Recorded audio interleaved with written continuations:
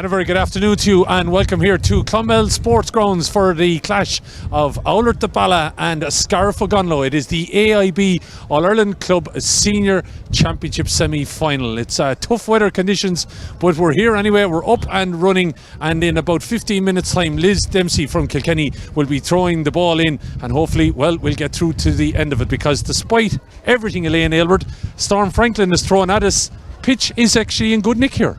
Yeah, it's funny. It's it's solid enough out there. I suppose overhead conditions are going to be the big concern. There was a shower rain here just before 1 o'clock, and I think it kept a lot of people in their cars for a while. So look, the pitch is going to be heavy. It's going to be windy out there. I suppose it's just how well it holds up underfoot then.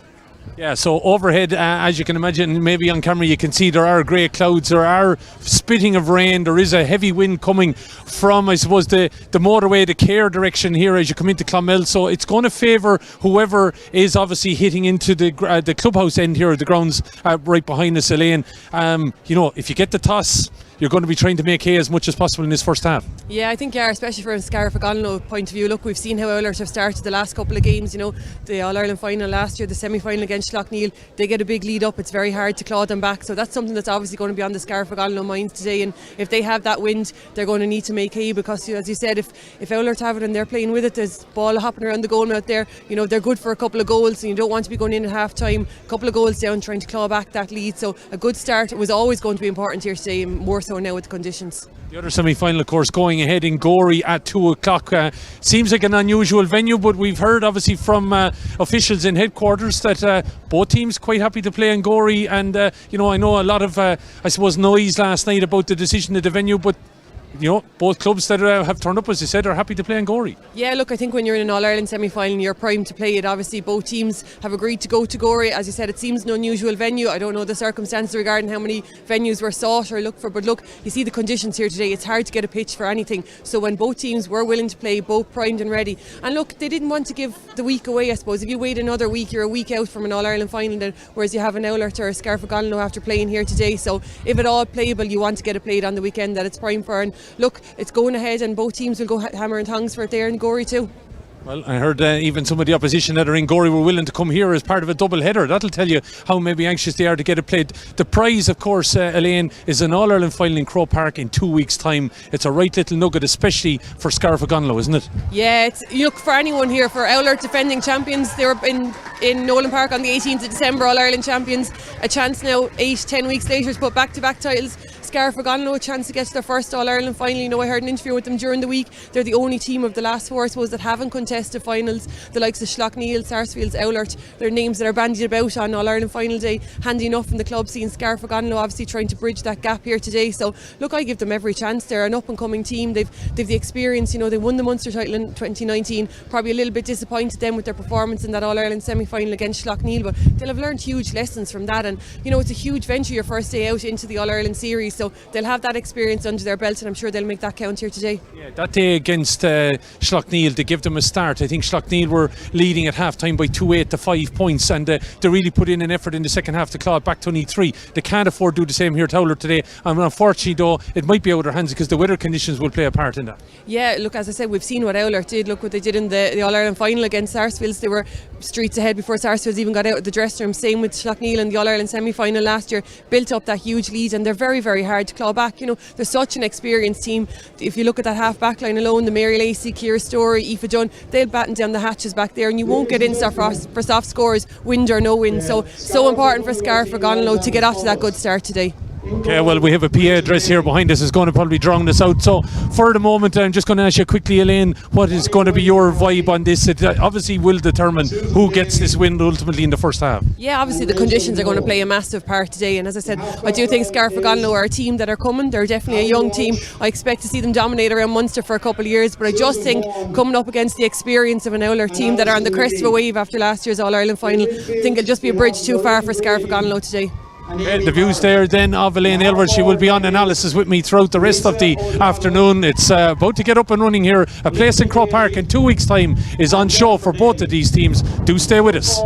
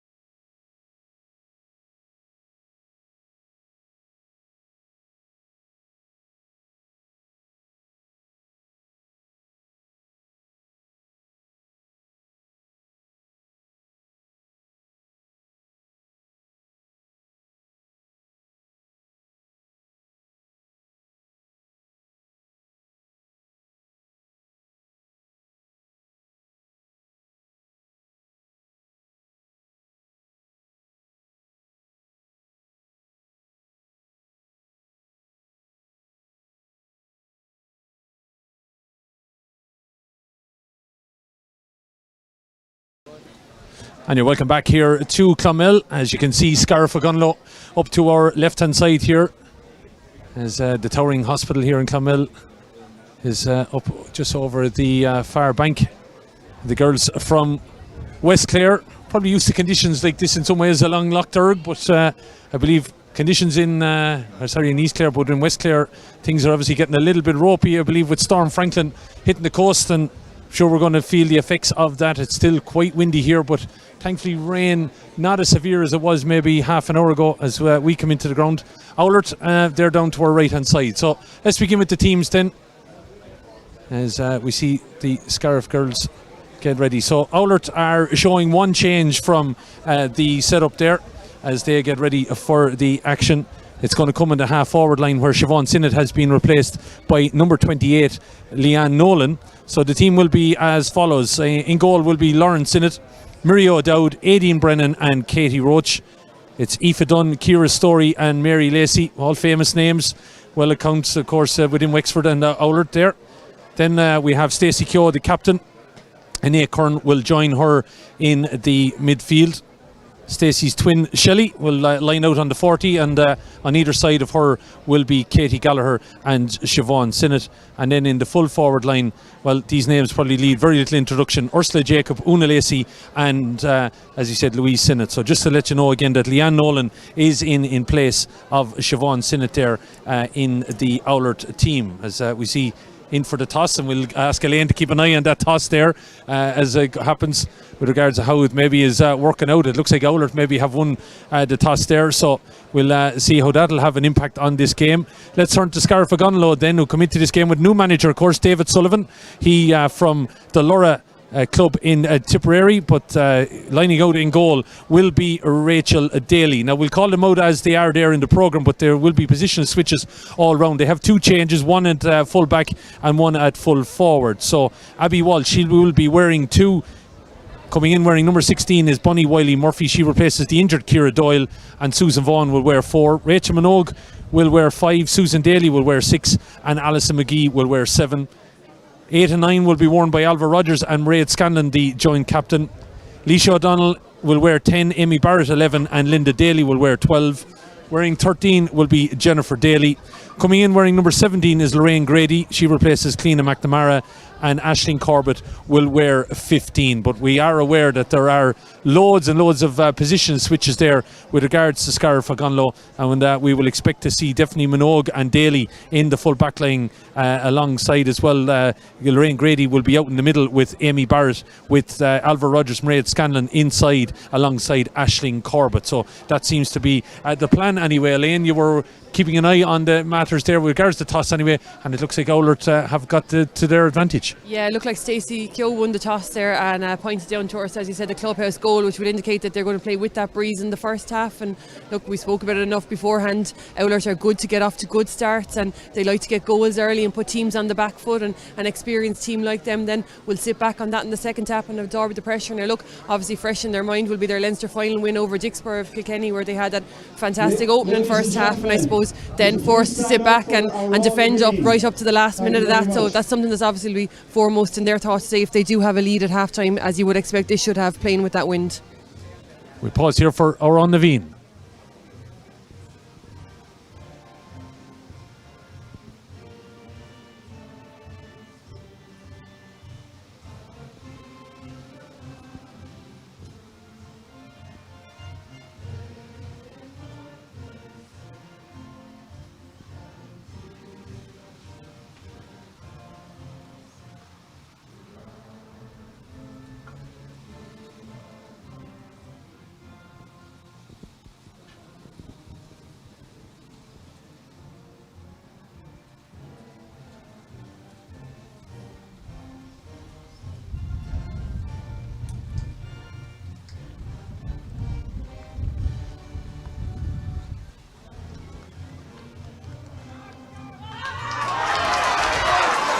There you have it, healthy crowd in here in the Clonmel Sports Field.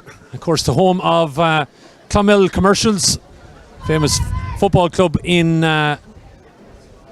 Tipperary, but also the home of St Mary's Hurling Club. They are the home, of course, of Seamus Kennedy. You might have heard of Seamus, who lines out I think has started the last couple of games anyway for Tipperary at centre back, but this is his home turf as we get ready for Scariff Ogonolloe and Oulart the Ballagh. Scariff Ogonolloe from the banks of Lough Derg in East Clare, and Oulart the Ballagh, of course, coming from well, not too far from Vinegar Hill and the famed area around Enniscorthy. Of course, Oulart coming in with so much experience here, All-Ireland champions 2011, 2014, and just more recently in December of 2021 they won the 2020 championship, as we know. While Scariff Ogonolloe coming in on the back of being two-time Clare and Munster champions in recent times. They have lost 2 junior All-Ireland titles back in 2014, 2017. Lost the 2019 All-Ireland senior semi-final to Schlockneil. And well, no Clare team has ever made the All-Ireland senior club final, so they'll be endeavouring to maybe close that gap here today. While of course we know all about Oulart the Ballagh and what they have achieved, beating Sarsfields of course in that final back in Nolan Park on the 18th of December. And it's mad to think it was a better day then than it is today. Don't forget Sarsfields and Schlockneil also available here on YouTube. Just follow the links so you can pick up that game from 2 o'clock. But Liz Dempsey is the referee for today's game, and she's happy for this game to continue. Pitch is in good order, so just be aware of that. And she has made a decision that if the weather conditions deteriorate, she'll call a halt to the game, give it 15 minutes, and then we'll make a final call on what happens. So waiting to throw this ball in, everyone anxious to get going, and we're up and at it. And straight away, throw ball there. It looked like against Ursula Jacob, and it's going to be a free for Scariff Ogonolloe. Now into the teeth of that wind, as I said, it's coming from the Care direction, and this is going to be a big ball to be sending in straight away here. And doing that very, very well over into the corner here in order to maintain possession. That looked like it was a push in the back there on Alva Rogers. And the Scariff Ogonolloe crowd are here in big numbers, Elaine. Quite happy with that start so far. Yeah, super start, look, building on that big win they had in the Munster final over Drummond-Inch. And look, against the teeth of the wind, that's the way Scariff Ogonolloe are going to have to build into that Oulart defence. Is maybe slow and steady and free if it takes it or whatever, but mind game's already there from the throw, and plenty of bodies around the middle of the field and players waiting to pick one another up. Looks like Aideen Brennan has moved out to the half back line for Oulart, with Ciara Story gone back into full back, and a bit of jigging in the Oulart half forward line as well. But they all look to have restored their positions now again with this chance for Scariff. Yeah, well, jersey numbers will mean nothing as regards position. It's going to be a shot off here, and that'll tell you strength of the wind. Aisling Corbett, it doesn't even make the 13-metre line as the ball breaks. Now they're going to have it in their faces all the way. Oulart will have it on their back as the wind blows, as he said, down into the clubhouse end here. Luke and Owen are on duty here today for entry, doing their best now to bring in the camera. But we are under cover, which is a good thing. Thankfully not exposed to the elements, as the ball over on the far side going to be picked up by Susan Vaughan. Tries to get it down the wing, and she does that very well. Vinci going to be held up there though by the Oulart defence. Merfern over on the far side for Scariff, appealing maybe that that should have been a free for them. Liz Dempsey trying to keep an eye on it. You can see the sheets of rain now starting to come down here, which is a pity. It had cleared up for the last half hour. Scariff being urged on here now. Mairead looking to get inside. Mairead Scanlon, but the ball is held up, and there'll be no high shots, you would have to feel here, Elaine, because of that severe wind. No, the ball is just totally holding in the air. We even saw from the free there a few minutes ago, it looked when it left the hurl to be heading straight for the goal, and just up into the air and hung on there and landed again nearly 10 yards in front of itself. So it's going to have to be worked in right to score in difference against that breeze. Stacey Keogh then took it on a bit of a tour, taking it down the far end of the field, and it's Leanne Nolan trying to get that play. The Scariff crowd here urging their side to work, and they're going to have to work here for a solid half hour, because it's going to be difficult with, as he said, the conditions into their face, and Oulart with that wind on their back, and it's a strong wind here, as you can see from the conditions around. Ball is down in the far corner here now. Trying to dig it out there is Louise Sinnott, but it looks like it's Scariff that have it there in numbers. And of course, the old adage, the wind never won you any condition, any game here.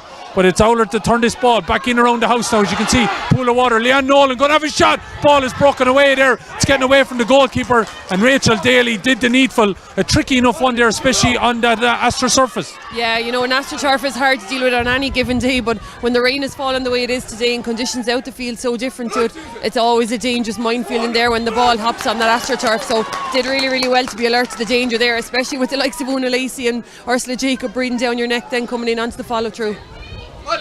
Scariff getting that ball clear, hungs up on the wind there, and it's trying to be kept in play there by young Jennifer Daly, of course, younger sister of the triplets who are on the team. And this ball is played on there now, and Alva Rogers trying to get it in her hand, looking to get away from the attentions of Katie Roach. Puts the foot down now and driving it forward, still going forward. Scariff now got to be careful with any possession that they have and not cough it up too easily, but driving out from the back there is Ciara Story, looking to play this ball into the middle, and it's sent on further down the field now, in behind Jacob, looking to get a stick on it. She does, but Scariff going down in that ball. No free, says the referee, allowing the play to continue here. Ball looking to break here. Stacey Keogh maybe trying to get back involved in there, and also Katie Gallagher, but the referee says it's a foul. Looks like the hand is going in favour of Oulart, and it's going to be Ursula Jacob that's standing over this. She is about just on top of the D, so 30 metres out. Warm towel coming in maybe to dry anyway the hurl. I don't know about anything else. She might need it on the hands maybe as well, just to be sure of the conditions. But Ursula, around a long time, I'm sure she's played in tricky conditions before.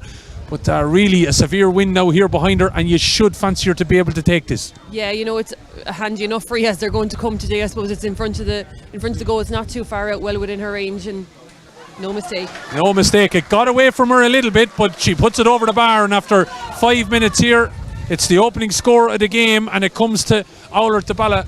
And as we said previously, it's all about Scariff now. Maybe just, you know, slowing the clock as much as they have possession anytime, isn't it? Yeah, look how they deal with their own puck out here now is going to be crucial. It's not going to travel any distance, and we spoke about the dangerous forwards that Oulart have in there, so winning their own puck outs and trying to get out of their own half the field is going to be key for Scariff now from here to half time. Puck out made a good distance, but Stacey Keogh returns it with a bit of purpose. Dangerous ball in there now, trying to get on it is Una Lacey. Got a hat-trick of course in the All-Ireland final, belying all the conditions and elements and everything that Mary, or so to say Una, has with her knees and everything like that. She's back out here forming again to play, trying to force herself back into an All-Ireland final in Croke Park in 2 weeks. She has a swipe at that, sends it back in, but there, you won't miss her today. Susan Vaughan with the white boots plays the ball out to the far side. I don't know how white they'll be by the end of this game, but there's a bit of an altercation happening there with hurls going and missing there, but well, all sorts going on there as they try to level it up, but that ball was out over the line over the far side, and the severe wind blowing in here now, rain even coming in on top of us as the wind swirls around the Clonmel Sports Grounds here. But that ball, not a great sideline cut from an Oulart point of view, and it's returned down along the far sideline. Trying to get in over there are the Scariff players, but Oulart have returned it with a bit of purpose, and it's a shot off, but that's a missed opportunity from an Oulart point of view. And you'd have to say, you know, with the wind now, you're going to have to use as well, take every opportunity too, aren't you? Yeah, you know, the danger is when you have that breeze behind you that you start doing exactly what Anae Curran just did there, aimless shots from way out the field just because you have the wind behind you. As you said, the wind is not going to win you anything, it's going to help you, but you need to be able to use it to your advantage. Yeah, and use it to advantage. Katie Gallagher was trying to get in there and win that ball. They're being dug out though. It looks like Scariff though getting to grips with it and trying to get out with it, but again in there, and it looks like a bit of a whoosh there. It wasn't legal, and was it Bunny Wiley Murphy that came in there? I think a whoosh straight through Aoife Dunn, and Aoife Dunn made of tough stock, of course, daughter of Liam, but it's going to be Bunny that's going to be the first name in the book here.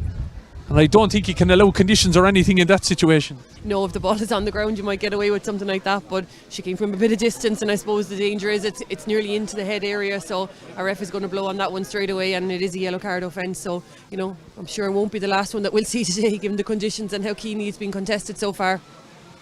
So Ursula Jacob going to take this free then. It's one now that you're going to put up in the wind and let the wind do the work for you into the St Mary's ball wall here at Clonmel. Unfortunately, conditions have deteriorated. Half an hour ago it was pleasant. Ursula Jacob then puts it up as she's done enough on it. It looks like it's tailing to that right and upright. Comes off it, would you believe? Dangerous ball. Lacey's in there trying to get a swing at it, but the referee has called a halt. She said it was picked off the ground. Has she? Waiting to see the call on it. She looking to bring it out. I don't know what Liz decided to call there. She went in. I thought she was making a gesture that it was picked off the gun, but she elects no, and she's just going to bring it out and throw it in the 20-metre line. Maybe blew the whistle too quick there, possibly. Yeah, I think maybe just thought that maybe there was a player lying on the ground and went in to blow on that, but then realised that maybe she wasn't and opted to just throw it in. And I suppose, to her credit, if the ball is going to build into a ruck today, you're going to need to blow it and give players the chance to get up and play ball again. Good strong run by Abby Walsh there. But Oulart have turned it back down into the corner, and Scariff there with their number 13, Jennifer Daly, who's been on a lot of ball here in the early stages. Jennifer has been judged so to have picked that ball off the ground. And that is going to be, you know, exactly what Scariff have got to be careful of for this next half hour. You know, got to keep possession as best they can, but they've got to back each other up too and not be exposed. Yeah, look, you see, you can't. It's impossible to strike the ball out of defence there against that breeze. It's not going to make any distance. So if you're going to work on carrying it out, then as you said, you need to be working in 2s and 3s. You need players coming off the shoulder. You need to carry it. You know, it's going to be a tiresome 30 minutes for them out there against that breeze to try and keep that Oulart score down, and you know, to do so from play. But they can't be affording to give Oulart the chance from frees. 90 seconds ago, Jacob hit the right hand upright. She's having a shot off this time, and it's swirling in and up and over the bar. Ursula Jacob got to measure the wind, and she'll know it from now on from this side of the field. A lot of play on this side, and with 10 minutes gone, it is Oulart, the All-Ireland champions, that lead by 2 points to Scariff's no score. But as you can imagine, those wind conditions severe. Scariff, as you can imagine, their goalkeeper Rachel Daly going to take all the time she can, and we've already got 10 minutes gone. Colin Sunderland, of course, the man in front for Oulart, will be urging them now to drive on, maybe hunting a goal shortly, making sure that they have a significant gap at half time as this ball breaks around the middle.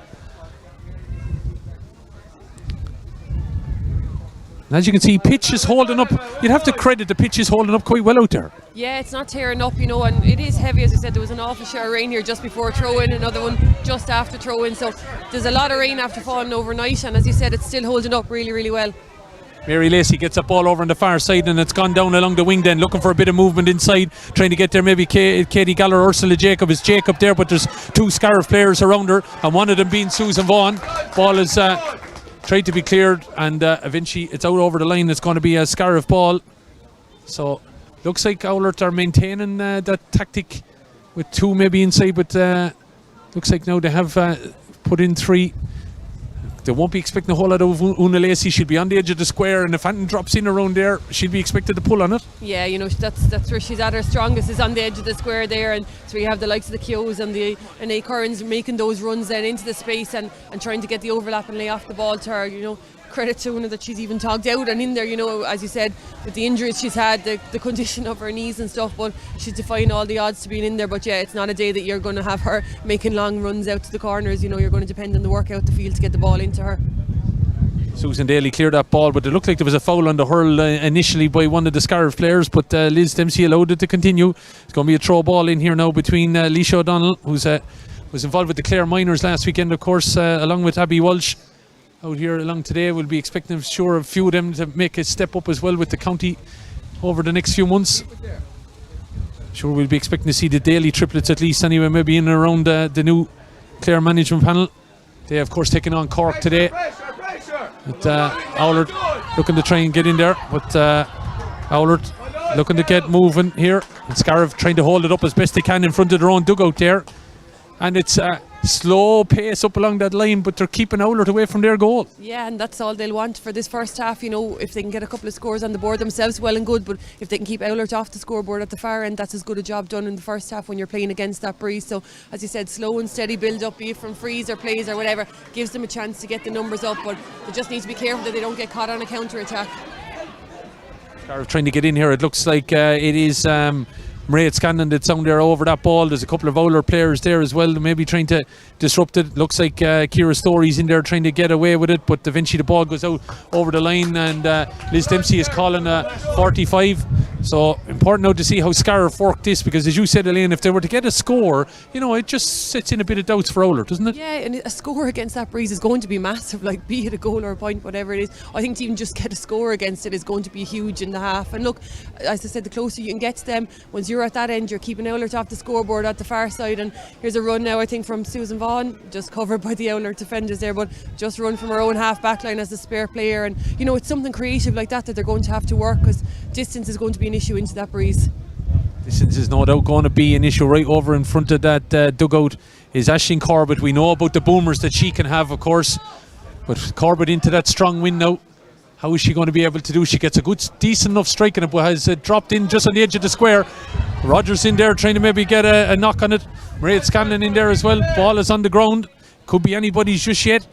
Trying to kick it clear, Oulart do, but coming around the house a bit now. Alva Rogers, of course, got that goal. And once a final ball, it's going to be a shot in, but it's driven to the right and wide. Snatched opportunity, and that would have been something for Scariff if they had got that. But it was, I said, maybe just a little bit snatched as the puck out comes straight away. Lauren Sinnott delivering this long down over the 65 and knocked on here now by Keogh. Looking to drive on here with now Mary Lacey. Looking to step back. And referee says a foul committed there. Shelley Keogh, in fairness to her, drove straight at the heart of the defence, and she resultantly is fouled, and it's a chance for Ursula Jacob as thankfully the rain clears here. Yeah, and that's exactly what Shelley Keogh loves to do, get the ball in open space there. Did really well to get down in the conditions, get it into her hand, and knew that she was going to take it on then, and drew the foul from Vaughan there. And when she didn't get away, called back for Liz Dempsey for the advantage. So a chance again for Ursula Jacob, as I said, a little bit further out now, but a little bit closer in the field as well. So with that breeze behind her, you'd imagine she will put it the distance just once it has the accuracy. Sure, the players will be glad the rain has eased anyway, as Ursula Jacob stands over this now, her fourth free. She's converted 2 so far. Run there from Shelley Keogh, maybe just to keep the Scariff defenders on their toes. Just outside the 45 metre line. Jacob dropping this in and up and over the bar. Ursula Jacob, so with her third from 4. Of course, her brother Rory involved in the backroom team here. He down as the coach, and you just see a replay of this now. Ursula Jacob, that style that we know of her over the years, makes it 3 points to no score. And Scariff, you would feel, need now not letting that gap get too big at all here. They have 15 minutes to get to half time, and then they will have the wind on their back, and opportunity now for them to get forward here with Linda Daly, one of the triplets, of course, lined out of course this year with IT Carlow. Ball down over on the far side now with a little bit of movement here. Mairead Scanlon got that last minute goal against Drum, but she's giving that ball away as she turned back to try and find a little bit of traffic. Held up there in A. Kern, looking to get it, but in there looking to drive forward again, Linda Daly. But again, Oulart have turned it over and driving over on the far side now. They come. Good strong run in here. And it's Shelley Keogh again looking to drop this ball in. Dangerous ball, whipping towards the goal. It's over the bar. That's a phenomenal effort. And it's struck over the bar there by Stacey Keogh, in fact. So the two Keoghs really driving at the heart of Scariff, and they're causing a few problems. Yeah, and that's the danger when Scariff push forward like they did, Mairead Scanlon had that ball going forward, played it back out, just gave Oulart the second chance to get their hand on it. Keoghs drive forward, and when they get into open space, they're well able to take a score. Straight away, Katie Gallagher getting in on this ball, turning inside her player now, getting away from Alison McGee. Gallagher still going, has a shout inside, could be an opportunity here now. Here's Jacob, shot for Jacob! Back of the net is exactly what Scariff didn't need, but once Katie Gallagher swung inside, Jacob peeled away. She was in the right place to receive the pass. Yeah, and Katie Gallagher did so well there, drew the defender, held on to the pass for that extra second, probably an extra second too long as far as the Scariff Ogonolloe crowd, but no complaints from me. Did it really well to draw the defender, and look, Jacob doesn't miss from there, and a rocket to the net. And as you said, Scariff, with all the hard work done for the first 16 minutes, now find themselves 7 points down. Well, credit Ursula, you'd have to say, because we know she strikes off her right. She saw the defender coming towards her, switched to her left, still in the back of the net. Yeah, and looking and in the right place. Like, she bided her time, she made the run at the right time, got into the right position, and that's the kind of experience you just can't buy. Absolutely, she's the one that's leading Oulart though with 1-3. Oulart have a point from play from Stacey Keogh, and it just goes to show you Mairead Scanlon, the ball over on the far side in front of her own dugout, maybe maintains position. Oulart don't score a goal and a point in the next 40 seconds. Yeah, and look, you can see Mairead Scanlon's thinking of it. She's probably thinking, recycle the ball, don't just strike it in because it's not going any distance in there. But credit Marie O'Dowd back there in that Oulart full back line. She started really, really well back there and has curtailed a lot of the Scariff Ogonolloe attacks so far, and I think she was key in that one as well. Well, I'm sure Dave Sullivan will be telling the Scariff girls, don't panic, second half we might be able to work on getting position a little bit better, but it's really backs to the wall here, and any opportunity that they get at the far end they're going to have to take, but they really haven't got too many opportunities, and the one chance they had they snatched at it a little bit and it went to the right and wide. So 1-4 Oulart have with that strong wind. 18 minutes gone here in the Clonmel Sports Field, the home of Clonmel Commercials and St Mary's Hurling Club. It is the AIB All-Ireland Senior Camogie Club Championship semi-final, and the Carrot, of course, an All-Ireland final in Croke Park in 2 weeks' time as the ball breaks over on the far side. Thankfully, the rain has let up. Conditions underfoot, not too bad for this time of year. Ball is hopping on occasion. It's the window that's driving from the Care direction down into the clubhouse end here of the pitch that is causing most of the problems. And the team that have that at the moment are Oulart. Hopefully you're enjoying our coverage here. My name is Killian Whelan, on commentary with me, Elaine Aylward.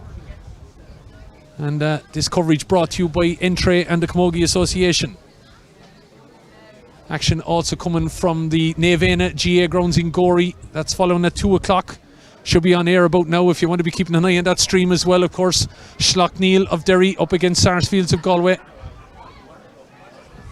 But who will be playing who? At the moment, Oulart look like they've 1 foot in that final in Croke Park in 2 weeks' time, but driving on here now, trying to make the most of it. Alison McGee, but it's lost there, and Oulart getting in there and disrupting things. Mary Lacey, Ciara Story, and among others know how to dog it out here, but Scariff, a young team, looking to drive forward, knock some of the elders off their perch there as that ball is getting in behind at the back, but it's well cut out there by Aideen Brennan. There's the ball back, but Scariff look like they have the numbers over on that far side there in front of their own management team. And, trying to zoom in there. Luke on camera duty at the moment, and Liz Dempsey not too far off it. Sure, she's quite glad the rain has stopped a little bit as well. Helps the vision as Scariff somehow come out with that ball, looking to play it inside now. If they got one chance, you'd have to feel to take the back of the net with it. But the ball is lost again, and it's driven out by Oulart. Just flicked on that little bit, and it works out for them. Ball driven down into the corner now, Fuller running, here it goes Lacey, and Una's come out that little bit further, pops into her hand, flicking the ball on here, could be an opportunity. Shelley Keogh coming in along the line, elects to flick it up on the wing, pulled to the right and wide though, and in fairness, you'd have to credit Abby Walsh, she didn't give up on that one. No credit to Scariff Ogonolloe. Look, Oulart had the overlap there, and there could have been something brewing, but kept tracking back, didn't give away the free. But I just think a noticeable feature of the Oulart play all year and all last year has been the ground hurling, the little snigger on the ground just to move it on, and that's exactly what created that space again. It was a lovely ball down then from Leanne Nolan down into the path of Keogh and onto Ursula or Una Lacey inside. Poke out by Scariff Ogonolloe's keeper Rachel Daly, one of the triplets of course that are on this team. She of course won a Father Mark Cup with UCC last weekend, as did one of her sisters who's with her there as well in UCC. That of course is Jennifer. But here is Oulart coming charging forward with Stacey Keogh, dropping it in and dropping it over the bar. Stacey Keogh, player of the match in the All-Ireland final, of course, a few weeks ago. Got married the day before. Well, married life is treating her well. She's 2 points on the board here, popping up in the pass there from Una Lacey, and she's driving forward at Scariff every chance she can get, hasn't she? Yeah, and an absolute textbook score. The ball in from Katie Roach, controlled so well by Una Lacey inside, the little pop pass then up to Keogh and the finish there, and that's what Una Lacey does so well in there on the edge of the square. If she's not scoring herself, she's orchestrating what's happening around her, and when you have the strong runs of the likes of Keogh and Gallagher coming at you, it's very easy to pop those passes then. 1-5 to no score. It's a long way now for Scariff, even at this stage. You'd have to say, Elaine, they probably don't want that lead getting a whole lot bigger. No, look, 1-4, 1-5 as it is now is probably not insurmountable. You know, they've a good puck out. Rachel Daly's pucked well into the breeze, so you'd imagine with the breeze behind her, you know, they're going to cause problems and they are going to attack Oulart, and fresh in their mind will be, I suppose, the performance that Dixborough put in the second half of the Leinster final. So, you know, they know that Oulart are not, it's not an insurmountable gap that they can't catch them, but they don't need to let it get any bigger than that. You need to be within, I think, probably 8-9 points maximum, but that's what they need, and they could do getting a score on the board themselves just for that confidence boost going in at half time. Stacey Keogh causing all sorts of problems back there. She cleared that ball, but in fairness, Scariff are back there in numbers looking to drive out with it there, and it's a good bit of play. And in fairness, Susan Daly showing it to Ursula Jacob there, just telling her come on at me. And good bit of regression there from Scariff is exactly what they need. Look, it's what they knew they couldn't. They knew they couldn't back off Oulart. They knew they couldn't show fear. You know, they can respect them for what they've done and as All-Ireland champions. But you know, that respect goes out the door once you get in the gate there today. And it's no fear, and it's stared them down. And if that's, look, Ursula Jacob is the taliswoman for Oulart. If you're staring her down the face, you know you're sending a message to the rest of them that we're not just here to take part, we're here to win. So that's what Scariff are bringing. Looking if they can bring that character and maintain it from here to half time now, they're going to need it huge in spades in the second half. Scariff, as you can see from the wind there, play about to be able to make it about 20 yards, and then it starts getting bogged down again, but doing their best in there. But at the moment there's Katie Roach was getting in there, winning that ball, went to flick it out, and eventually it's back with Keogh, and she's dropping a ball down here now, expecting a little bit out of Una Lacey to get across.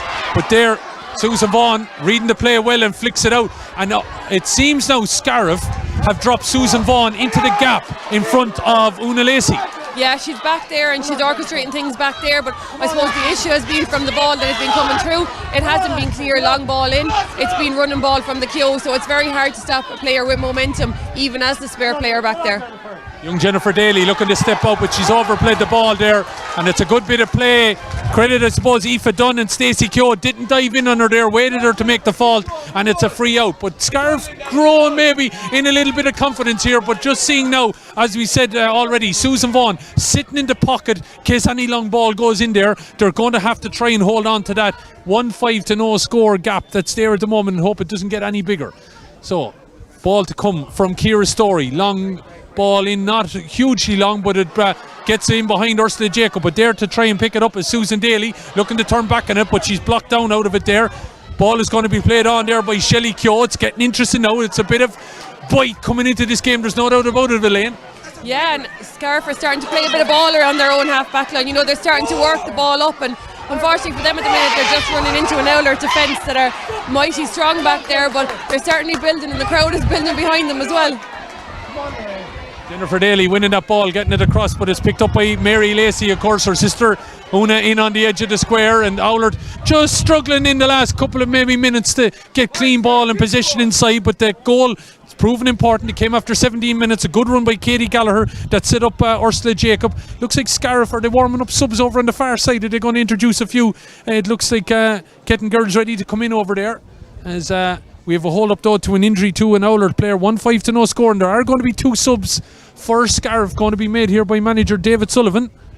And interesting show that he's maybe getting some players ready, is he, for the pitch of the game for the second half, but just waiting to see now who those changes are going to be. Just can't make out the numbers just yet.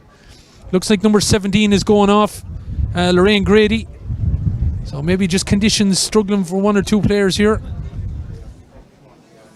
And it's just hard to make out the white numbers on the blue jerseys as they're coming in there. But it is Lorraine Grady, I know, that's gone off.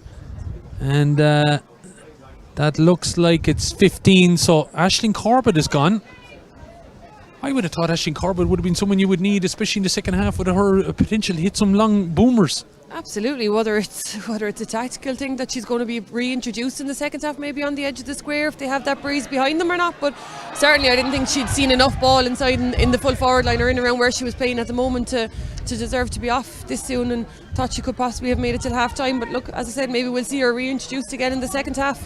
Yeah, maybe it's a chance to give her a break. We don't know, she could be with a knock or something like that, and they're just going to do Peter Canavan-esque and bring her back into the play, as Vaughan down there trying to keep that ball away from Una Lacey. Ball is on the ground though, is going to be picked up by the Scariff Ogonolloe, and fairness, Scariff batting down the hatches in the last few minutes, Elaine.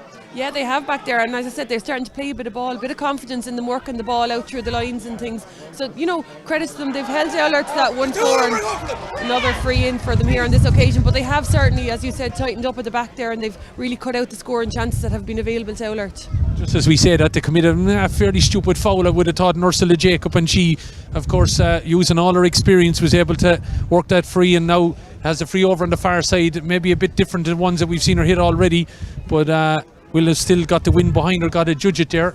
But we just know that Lorraine Grady and Aisling Corbett are the two players that have gone off. Just can't identify numbers just yet of who is to come on, and they haven't been announced here. But two Scariff changes anyway have been made as we head towards half time. So chance for Ursula Jacob then. Looks like number 19 is in. Is it Danielle Beston is in? And number 26 Aisling Curry is in. As Jacob then about to take this, going on a run against Shelley Keogh. Oulart waiting on Ursula Jacob. The nod from Liz Kennedy as Ursula Jacob gets down and knocks this towards the post. The umpires looking for the nod from each other. Are they going to give that point? They are. Ursula Jacob then with her fourth free, gone over the bar, 28 minutes gone. She's got 1-4 of the 1-6, and Stacey Keogh has chipped in with the other two. Yeah, and that's a fair score from Ursula. A free on these from the far side. Now, she had taken her last couple from this side, so she knew the wind, knew how to gauge it, but that one was from the left hand side. But again, no mistake. Here's an A Curnow driving forward, going to have a shot off. That could have gone absolutely anywhere, because the defender came across the goalkeeper there a little bit, and I think between the two of them, they might have just flipped that over the bar. Yeah, I think Anae Kern knew where it was going all right when she got on that run, and had Leanne Nolan inside her, was happy enough to go herself. And yeah, credit Scariff Ogonolloe player, she got across, put pressure on the shot, but other than that, I think Anae Kern was going low. She was aiming for that black spot, and wherever it was going to be, whether it ducked down or over, didn't matter. It was going over, or threatening the goal, I should say, anyway. So with 29 minutes gone, it's now 1-7. So they've hit two there very quickly after they kind of had gone into a little bit of a lull. So 1-7 now. Scariff will be hoping that will be it, as they try to get out there with Alva Rogers, I think it was, that was picking that ball up and driving it forward, trying to get out there with their number 19 that's in there, Daniela Beston. She came in for Lorraine Grady. Aisling Corbett was replaced by Aisling Curry. She's back, of course, from her Erasmus duty. I believe she was in Scotland there over the last few months, but back now in form here and playing for Scariff Ogonolloe in this All-Ireland semi-final. The Carrot, of course, an All-Ireland final, that to be played in Croke Park in 2 weeks' time.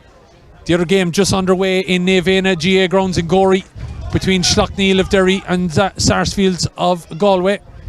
Might, of course, sound like an unusual venue for the two, but as we heard from Croke Park officials, both teams were quite willing to play at the venue, play anywhere across the country apparently, because they wanted the game played. So maybe some of the noise that was around social media last night, people might reassess their judgments, because in fairness, Clonmel is holding up well to the conditions here. Wind is severe from the Care direction, and that is why Scariff Ogonolloe have the duck egg still on the scoreboard. I'd imagine it's going to be similar for Oulart in the second half. Scariff doing their best though to dig it out here and keep in touch with Oulart to make it a game in the second half. Ball there could have fell for Leisha O'Donnell, but it's back in Oulart hands. It looks like Jacob over there spinning in left and right. Eventually it's scooped on down into the corner. Coming across though, looking to keep it there, Susan Vaughan. It gets away from her, does it? No. Stacey Keogh back fighting with her. In fairness, Vaughan does get out with it, looking to show to her a little bit. Pops the pass, but it didn't make the distance. Got to be very careful in these conditions though. Keogh coming charging forward. Player on the ground there, looks like it's one of the Scariff Ogonolloe players, and eventually picking themselves up. Scariff looking to drive out over on the far side with it. Vaughan looking to get it up there with Alison McGee. Looking to get across there, try and win it there. Scariff, you'd have to say great credit to them. They made that ground from the dangerous kind of corner position they were in. Yeah, but look, it's the work rate and the effort that it takes to make that ground, and then you look up and you see Ciara Story and Aiseen Brennan both free in the Oulart half back line. So, it's going to be, as we said, it's going to have to be slow progress, and you're going to have to work it right through the lines. And look, from here now to whatever couple of minutes of extra time Liz Dempsey is going to play, it's just going to be a case of Scariff to see it out to half time, get into the dressing room, reassess, and then come out and try and make the best of their use of the wind in the second half. This could be the last bit of play, I would imagine, now as the sideline cut comes in. We're a minute and a half into the stoppage time, as we can see. Have Oulart got one last kick in him here for the half. Is 1-7 enough to win a place in the All-Ireland final in 2 weeks' time? Shelley Keogh was trying to get that up into her hands, but ball is won by Scariff. And have to credit Abby Walsh and Susan Daly. They fought tooth and nail there to keep that ball away from Shelley Keogh. Shelley, of course, who will be marrying the manager of the Oulart team, Colin Sunderland, at the end of March. I'm sure she'll be hoping that the All-Ireland trophy will be on the table with her, but well, they have to win today and they have to win in Croke Park in 2 weeks, as Susan Vaughan is about to take this free. 32.5 minutes gone. Liz Dempsey quite happy to let the play continue. Ball goes up along the wing here now. Dropping short though. Trying to keep her eye on the ball there was the Scariff number 7, Alison McGee. But Liz Dempsey has called time, half time. 1-7 to Scariff's no score. Will that lead be enough for Oulart the Ballagh? Because you'd imagine they're going to face similar situation in the second half here. Absolutely, and look, we've been out on the field beforehand. It is an unbelievably strong breeze. There's shares of rain falling there that could do anything to a game. So 10 points is certainly not insurmountable if you're inside in that Scariff dressing room at half time. You know, I suppose the key is going to be starting well in that second half. They need to get up and running on the scoreboard. You know, they haven't troubled Lauren Sinnott yet, but they're playing into the teeth of that breeze, so you wouldn't expect them to trouble her too much. But you know, hopefully if Oulart do get on the board, Scariff will be able to win back their own puckouts now in this half, and we'll be able to see what they're capable of doing up front, because they really haven't been able to even think about creating anything up front in that first 30 minutes. It's been all about trying to curtail Oulart at the other end. Yeah, and like we might be trying to tell the viewers at home, and we're hoping that it'll be a game in the second half here. Is 1-7 enough? You know, you would feel in lots of ways that, you know, knowing the Oulart team and the way that they can dug it out, it probably is going to be, because they're going to make it very, very hard for Scariff in the second half. You know, Scariff have to chase this now in a big way, whereas Oulart are in prime position. Yeah, look, for every score Oulart get now in this second half, and we've seen how capable they are of getting scores up there, Scariff are going to have to get 2 back at the far side. And you know, while Scariff didn't get any score on the scoreboard in that first half, they did have a couple of attacks up there, but you see the defensive capability of Maria O'Dowd up the field. So look, if they need to get back and defend, they're so capable of doing that. Like, Oulart won't just be all out defending, they'll look to hit on the counter and get the likes of an Acorn and the Keoghs up quick on top of any breaking ball. So they are probably going to score in this second half, even against the wind, and that's what's going to make it even more difficult for Scariff Ogonolloe.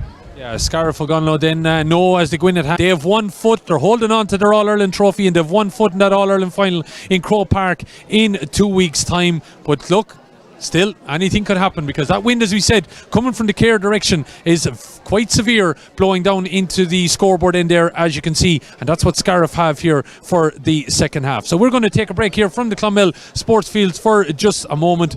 Rejoin us shortly, but it is Oulart the Ballagh, the All-Ireland champions from Wexford, who lead Scariff Ogonolloe from Clare by 1-7 to no score here at half time.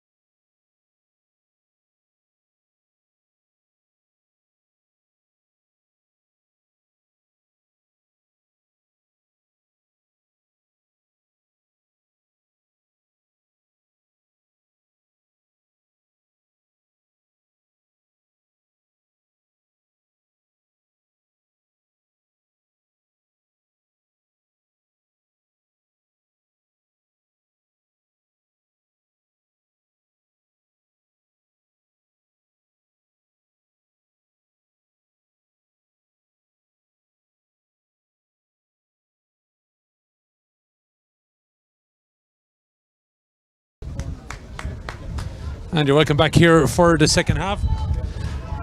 Scariff Ogonolloe. We just feel here a little bit of naivety in some ways, Elaine, out on the pitch. I'd say now nearly 5 minutes ahead of Oulart. Yeah, naivety or a bit of enthusiasm, maybe looking to can't talk about it anymore, want to get out and do it now, but Oulart in absolutely no rush to come out and taking the full whatever allocated time is there in the second half before coming out. So, Scariff now have been out a few minutes, so they're probably a little bit cold and a little bit anxious to get going, but it won't be long warming up out there. Sure they won't, because about to get going here conditions wise, and they have to chase it here now from the off. Oulart know what they have to do. Have to hold on and try and maybe sneak a score at the other end, whereas Scariff have to chase this game for the next half hour. So is it insurmountable? 1-7 to no score, and the ball breaks. And Scariff getting in and winning that ball, and it's going to be a free in, and it's a good bit of play there by Daniela Beston. We were kind of surprised at maybe two of the substitutions that were made just before half time on a Scariff point of view, but I suppose Daniela, she justifies her introduction then when she gets in and wins that free. Absolutely, and probably a little bit of a soft giveaway from Ciara Story in there. There was no real danger forward facing the line with the ball just in her hand. Still had to throw it up, still had to take her on and score it, but not an easy free now for Mairead Scanlon to take. It took Ursula a shot just to judge the wind down there, and it certainly hasn't got any easier. No, and she turned her hold back to the goal there at one stage. She kind of maybe just justified, swings it in. It's a dangerous enough one, but not getting the score, and the ball is starting to break around the middle again, and that has turned into a little bit of a mud heap down there as it gets away now from the Oulart defence. Looking to play it out there. Stacey Keogh, ball is out in with Rogers. On the ground it goes. Mairead Scanlon back in there again, trying to dig it out. And Kern. Lots of red and black jerseys now. Linda Daly having a swing in it there, but it got away from her. And Shelley Keogh in there trying to keep that ball away.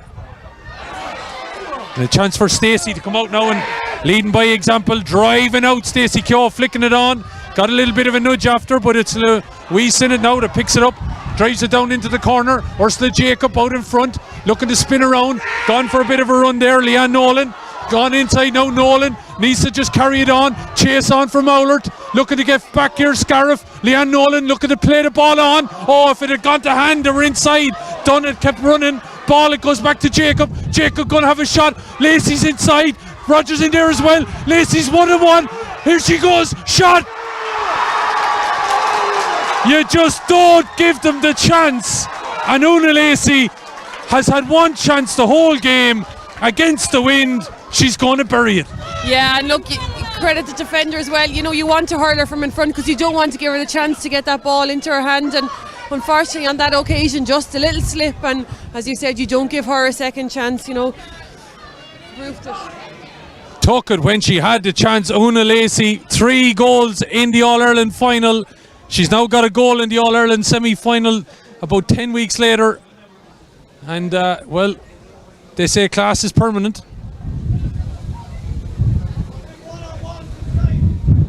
But you'd have to credit them. It was started with Stacey Keogh, drives out, gets the ball up here. Jacob then a little dinky ball to Leanne Nolan. All she wanted her to do was to drive forward, and she was back then when it didn't work out for Nolan was there. Jacob probably a hopeful effort in, but she knew Lacey, if it gets in around her, what she can do. Yeah, it's easy to be hopeful when you're driving them in from there, when you know you have a goal getter like Lacey on the edge of the square. But as you said, Stacey Keogh with all the work right back on her own end line, and Shelley working it out then up through the lines. Ursula with a lovely little dinky ball down. Leanne Nolan with the run, took it on, made the correct decision. When it was overturned, Ursula was there again to play it back in, and as you said, easy play it in and hope when you have Una Lacey on the edge of the square. But everything works right then, because the ball in, the defender comes out, misses it, then slips, and sure Lacey's in a 1-on-1. Yeah, and look, as I said, you want to play her from in front because you can't give her a chance to get the ball in her hand in there, because she is a goal getter with a shot that nobody's going to stop in their 1-on-1. But on that occasion, just when you don't win it first time, you just open yourself up for those opportunities. Oulart are definitely going to make it very, very hard now for Scariff to get any foothold. They're digging in here. They obviously feel, I'm thinking themselves, Colin Sunderland, just give it 10 minutes and put a sufficient amount of daylight in it, and then maybe we can cruise home. Yeah, look, I think the goal probably was more than they could have hoped for themselves. But as I said at half time, every score they get now, it's 2. Scariff Ogonolloe need at the other end, and Scariff are going to have to go chasing the game, so they can't afford to keep Susan Vaughan sitting back in front of her there anymore. So that safety net is gone, and they have to go 1-on-1 at the back. And look, as I said, you can absorb as much pressure as you like, but sometimes if you're hit on the counter like that, there's just no response to it. Yeah, but it's just interesting as well when you go back to that original free that Susan Vaughan got, where the foul is committed. I know you said it probably was a nonsensical foul in a way because there was nothing really on, but they didn't foul in front of the goal. There was no kind of, introduce you easy into the second half for Scariff, was there? No, and if there was going to be a chance, it was going to be from the edge of the sideline there. That's where Ciara Story gave the free away. And look, I suppose it just goes to show the importance of a free taker of the calibre of Ursula Jacob as well. None of the frees that she got in the first half were particularly easy. There's no free on a day like today particularly easy, but she scores them all bar one. And Scariff missed the chance that they have, and it goes down and ends up in the goal at the other end. You'd feel Scariff need a goal in the next couple of minutes, I think, if they're just to seed any doubt into the Oulart minds, don't they? Yeah, look, they need to go at them now. They need to get a score, and a point isn't even going to be enough because it's not going to cause any kind of panic. Like, it's going to take something serious to cause a bit of panic in this experienced All-Ireland champion Oulart team. They're not going to panic at the slightest, and as every minute ticks down on the clock now, Oulart are going to grow in confidence, and the mountain just gets higher for Scariff. Amy Barrett, then the joint captain of this Scariff team, playing the ball inside. They flicked there. Daniela Beston won that free, and she look at the charge forward. Beston, it's a decent shot, dropping the ball in though on the edge of the 3G surface, bounces away, and Lawrence in it. Once she saw the bounce, happy to let it tail out, and there are the chances they just can't afford to let slip away. Yeah, look, it was a hit and hope chance, I think, and look, it took a nice hop, but just no one in there close enough to make a count and put any kind of pressure on Lawrence in it when it did take the hop. But the puck outs now will be important, and Scariff will need to start turning them over, start pushing Oulart back into their own half of the field and ask questions of them on their own puck outs. Of course, Scariff, it's not too many times they've been at this table. Oulart have been at it many a time. Know how to dug it out, I imagine, when they do. Scariff, a decent team coming out with Clare. I'm sure we're going to see a lot of them over the next number of years, judging by the youth that's within this team. But unfortunately today, they are up against a crew that know, as we said, how to dog it out. Is the change going to be made again? Another Scariff change. Looks like number 7, Alison McGee, has been called ashore. And is it Aisling Corbett back in?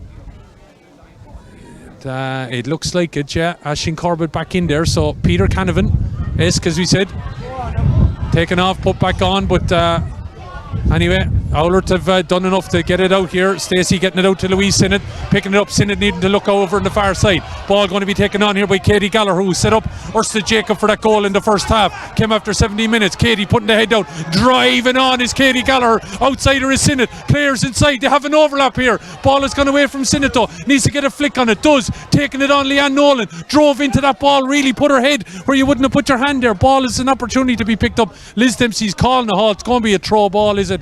That it is, but again, a strong run from Katie Gallagher. Yeah, super run into that wind, but I think even more telling was the run of Louise Sinnott beside her. Oulart were going, they knew they got a chance to create an overlap and that they were going to try and make it count, and so it was the two players running together was striking fear in the hearts of the Scariff Ogonolloe supporters here, because they knew the overlap was there. Didn't quite come off on that occasion, but that's the kind of grit and determination into that wins that you need. Leanne Nolan wasn't involved with the Oulart crew in that All-Ireland final back in Nolan Park, which she's adding a little bit to them here. I know they were hit by COVID in a big way around the Christmas period, and I think missed out on a number of weeks of collective training, but they're not showing a whole lot of it out there. No, certainly not. Look, may have come against them a little bit in the Leinster final, maybe a little bit of lack of match practice, just coming down the home straight when Dixborough got up a bit of a head of steam in the second half. But as you said, they're certainly showing no signs of it here today. They're absolutely using all their experience, and it's easy to see why they are All-Ireland champions. This injury to Bonnie Wiley-Murphy is actually helping more Oulart than it is Scariff, because Scariff just haven't been able to get any pitch of the game here. No, look, it's given the Oulart players maybe a chance just to catch their breath again before they drive on again. They were the ones that had that little bit of momentum going forward there just before the break. But look, for Scariff, it's just time wasted on the clock. Like, they want to get playing and they need to get down the far end of the field as quickly as they can. Well, Oulart are in prime position. They lead by 2-7 to no score. Thankfully, again, the rain has gone away from us, and it's just the wind here now. Worrying about maybe some of the squally showers that might be coming through later on, but for the moment anyway, things are quite clear. And well, We'll wait and see how things are going with Oulart now back in play here with coming up on 10 minutes gone. It's 3 points to 2 in the other game with Sarsfield's leading there. And there's a free to Scariff Ogonolloe.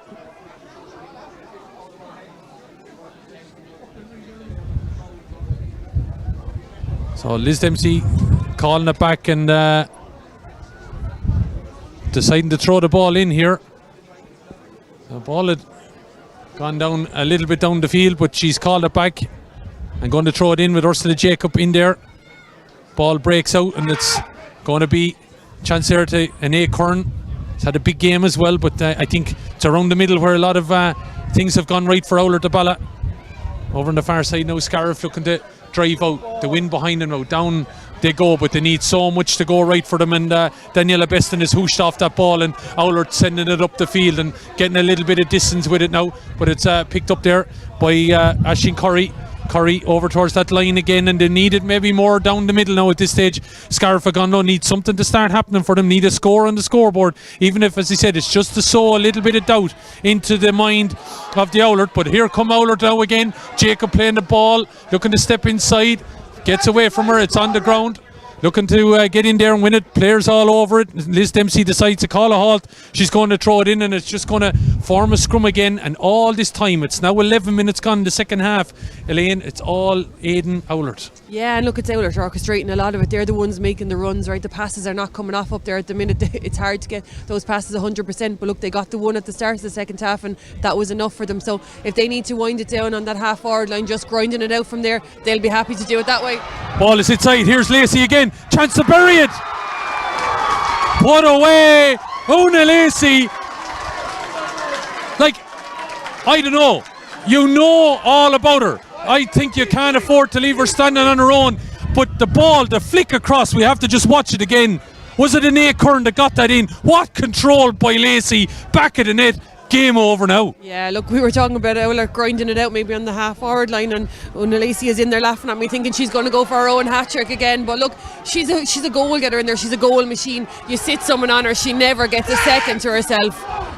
Ball again, and Oulart driving on here now. It's a harsh lesson that Scariff are getting here today. It was all about those conditions, as you rightly pointed out, Elaine. You just wonder, would it be so much different if Scariff had the wind in that first half? Yeah, look, you feel that they'd have given themselves a fighting chance, that they'd have got themselves maybe a little bit more into the game than they've been able to. But at this stage, by the time they got the benefits of that wins, they're already 10, 11 points down. And like I said, a score is so crucial against the wind, and then Oulart come out and get 2 goals with their 2 first scores against the wind, and that's just the difference. I think it was, looking back, if my memory serves me right, I think it was an Acorn that might have just got that one-handed flick across to Una Lacey. Again, Owen, if we can call it up, I want to have a look at that goal again. The one-handed flick, to be able to then to control it on the hurl and then take it into a grasp. Ball breaks out. It's an Acorn. What a cut inside. Lacey, the control. It's just phenomenal bit of skill on conditions like today. The control, the spin, the ball across, as you rightly said, an Acorn. Lovely little bit of height on it. Just got the chip across into Lacey. Got the touch, the spin, the control, and then pick her spot in the goal, and she could finish it wherever she needed to. It's the difference though. 1-7 score they led at half time. We felt that it was Scariff that needed the goals early on. It's Oulart that have come up with them, and it's an insurmountable lead. I would feel now there's still 17 minutes remaining, but it is 3-7 score. If you're Scariff, you just want to get a score on the board, I think, and then start building from there. And it starts here, you would feel. Yeah, look, this is the most important thing they're going to hit all day now. They need to get a score on the board just to get them off that mark, and then they need to turn and defend the puck out. Look, we've seen what Lacey can do when they get the ball up that end of the field. Key for Scariff now is to keep the ball away from that end of the field for the remaining 17-20 minutes. Scariff are on the board, have taken that ugly looking duck egg off it, and after 44 minutes of this game, it's a free from Aisling Corbett, who's back in the game. She replaced Alison McGee, having been replaced herself by Aisling Curry. And Scariff, as I said, have a point on the board. Now needing to defend straight away the puck out that comes from Oulart. Got to be in there and get a breakdown. The ball is broken down by Susan Vaughan, I think it was there, as the rain comes again now. And the ball over the far side. Stacey Keogh dogging it over on the far side. I'm sure a lady with her army situation has been in tough conditions like this up in the Glen of Amal, looking to step around now with an acorn, flicking it across, standing all on her own is Sinnott, going to have a shot off, driving it in and driving it over the bar. They're doing things that Scariff couldn't do in the first half, and that's all the difference ultimately. Yeah, they're doing, and look, that's the danger when you go chasing a game like Scariff are, and then you have players of the calibre that Oulart have. They're able to counter-attack. You know, that was a lovely ball up the line in front of Stacey Keogh in an ocean of space. Saw the run of an acorn in the middle of the field, who eventually saw over to Louise Sinnott. So, you know, Scariff now obviously having to go chase the game, or getting a little bit loose at the back, and as you said, Oulart then are able to punish them all over. Yeah, and I think is strength a little bit of a factor coming into it here now? Like the fact that Louise Sinnott was able to put that ball over the bar from the top of the D. Yeah, look, Oulart are belying the conditions, to be fair, with their first touch and everything. You know, they're getting their ball into their hand first time, they're getting their strikes away, and it's just something that Scariff couldn't quite do in that first half.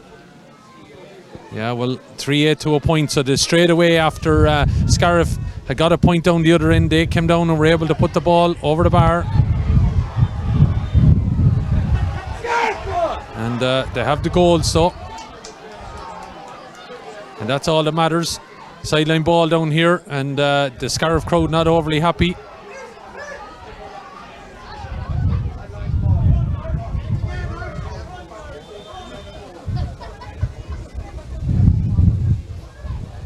.3-8 to a point. Sideline cut to come from an acorn into the middle, but it's flicked away. Trying to get on this ball now, Mairead Scanlon. Mairead Scanlon though knocked off that ball. Looked like could have been guilty of foul play, but the ball is in a bit of a ruck now. Scariff, as we know, chasing this game, but well, it's a long way back. 16 points down, 1-7 to no score at half time. That ultimately has proven to be too much of a gap, despite everything that Scariff have brought to this. And there's a heavy strapping now I see around Susan Vaughan's right knee that wasn't there in the first half. Obviously conditions have played a factor in that, but Stacey Keogh trying to get in and win that ball, but it's Scariff Ogonolloe that have done it, but all a little bit too intricate there, in the Oulart diving out with it now, and a lovely bit of play again by Oulart. Late cross there over on Stacey Keogh, but they drive on now. Played on by Louise Sinnott, giving it to Leanne Nolan. Nolan plays the ball into the middle. Ursula Jacob standing on the top of the D, plays it back to Nolan. Gallagher's inside all on her own. Lacey's in there as well. Gallagher will drive on. Louise Gallagher on the top of the hurl, putting it up in the wind, dropping it over the bar. It just about made it, but it's there. Absolutely, and I think into those conditions we couldn't have hoped for it more than to just about make it. And Katie Gallagher, I think herself, was watching it carefully just to see that it would make it. But again, Oulart just putting the ball through the hands up there, making little of the conditions, and you know, Ursula holding it up with the pass from Leanne Nolan just to get the pop pass back out again, and just be able to create that little bit more with the possession they have. 3-9 to a point then, and it is, as I said, down ultimately the conditions. You would just, I wonder how much of a different game we'd have if those conditions weren't out there, but the rain coming at us again now, and we've 13 minutes to see it out, and the pitch still holding enough but quite mucky now, as you can see, in definitely in the lower half here, where a lot of the traffic has been obviously for the whole game because of the conditions into that clubhouse end. But the ball played by Oulart now, up along the field it goes, and Scariff have won the free, and this Dempsey. Actually, I thought Scariff had won the free, judging by your hand signal, but it's and that's what Scariff are appealing for. I thought that it was a Scariff free, but Ursula Jacob, no doubt, she had the ball in her hand that it was a free to them. And I see the Scariff Ogonolloe subs telling Ursula where to go back with it.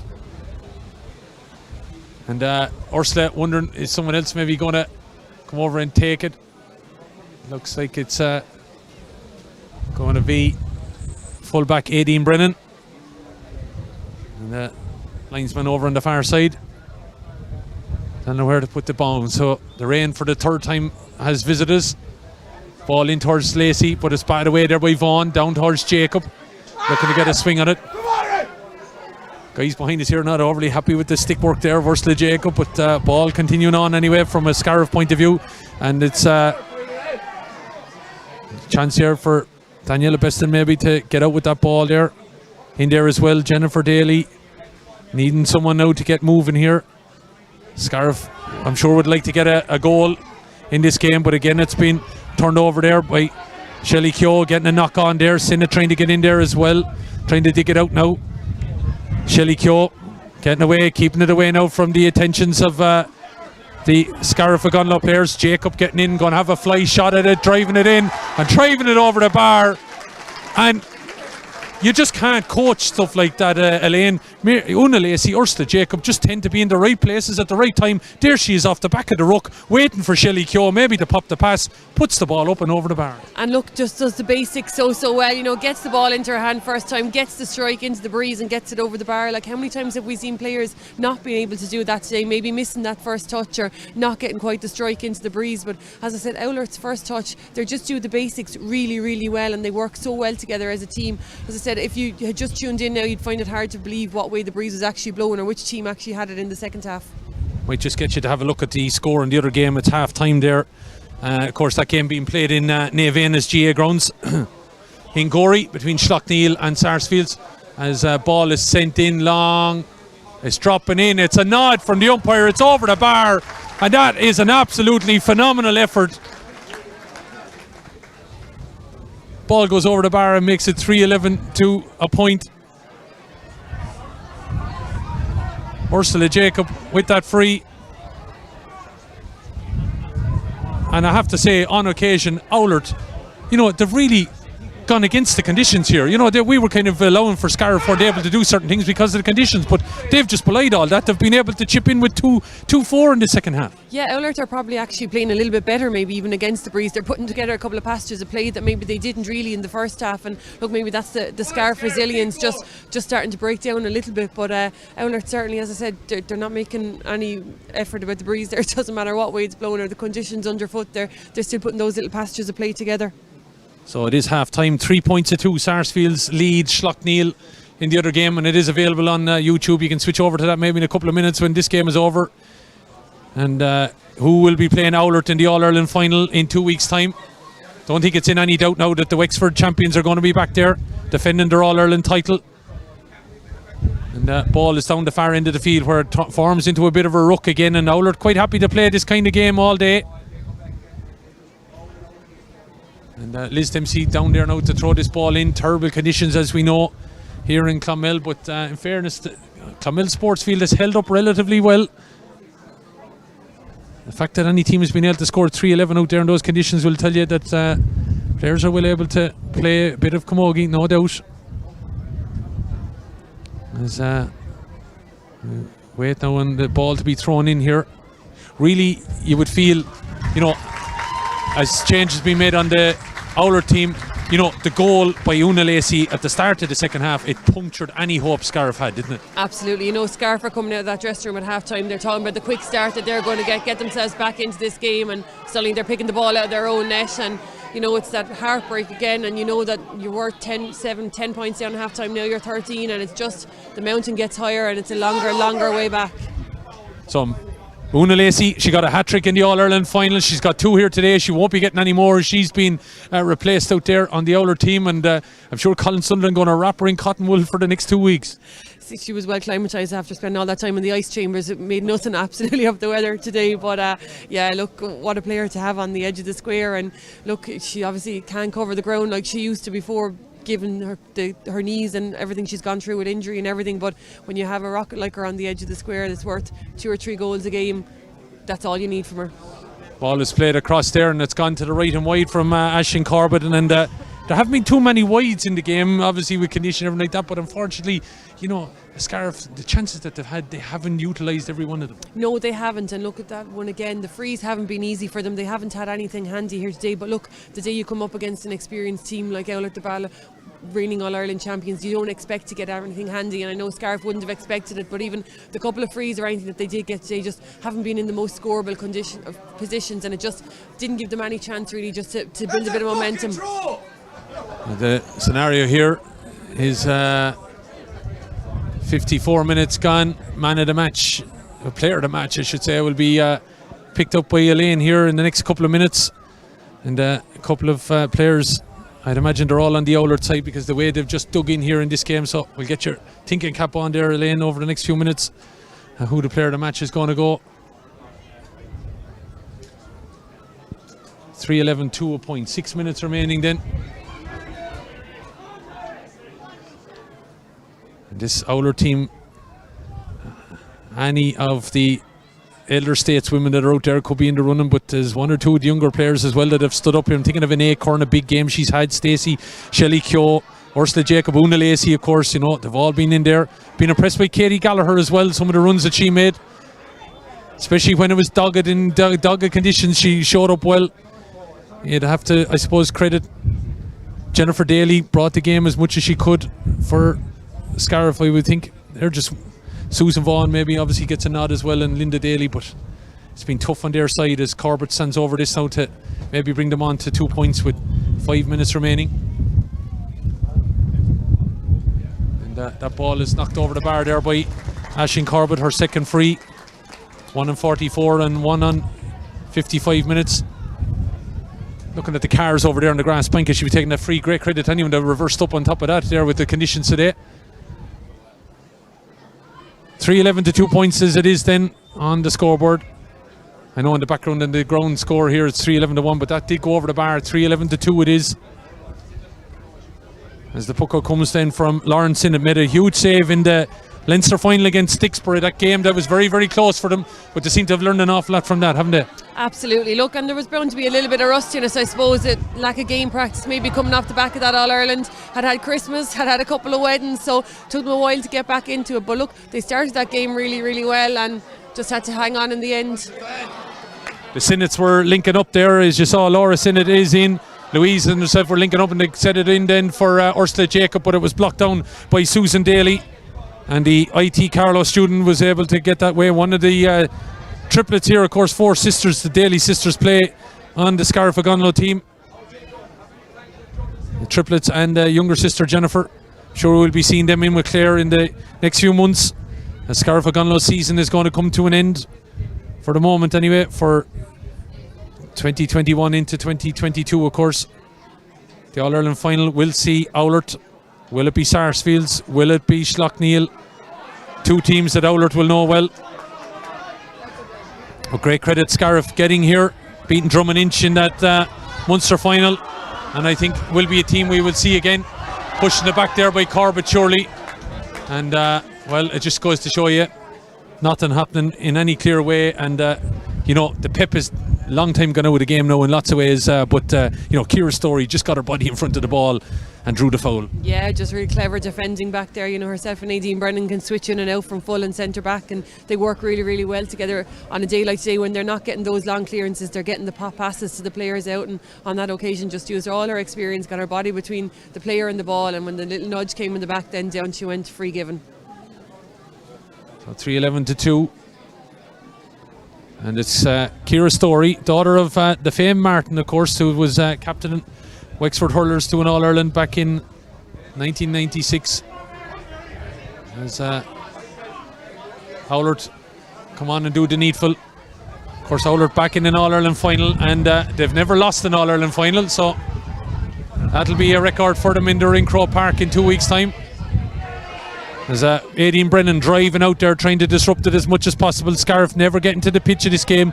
1-7-0 score down at half time. You felt that they were very much giving them a chance with the conditions, but when Una Lacey goaled on 33 minutes, that started to let the air out of the balloon, and then it was definitely put to bed when Lacey got her second goal in 42, and they've chipped in with scores since from Katie Gallagher and Ursula Jacob and also Louise Sinnott. All that Scariff have had in response is 2 frees from Aisling Corbett. And again, I just go back to maybe the naivety of Scariff of being out on the field so early ahead in the second half. But here comes the chance now. Shelley Keogh looking to pop this ball in. It's dropping. It's got to be batted away by Rachel Daly. But in there hunting it down are the Oulart forwards. Looked like it was taken out over the end line, but the umpires are quite happy with it. Ball falls to the deck away from Susan Daly, and 2 players down injured now out of all of that. Both of them just keeping an eye on the ball, not keeping an eye on each other, and ran into each other, and really maybe a chance. Shelley Keogh could have put that ball over the bar. It just dropped short though, and Laura Sinnott trying to keep driving on there, and Bonnie Wiley Murphy has been in the wars. I think this is her second time she's been down. In fairness to Bonnie, she's willing to get stuck in, but just a bit gingerly there, getting to the feet, and physio just checking out that she's okay.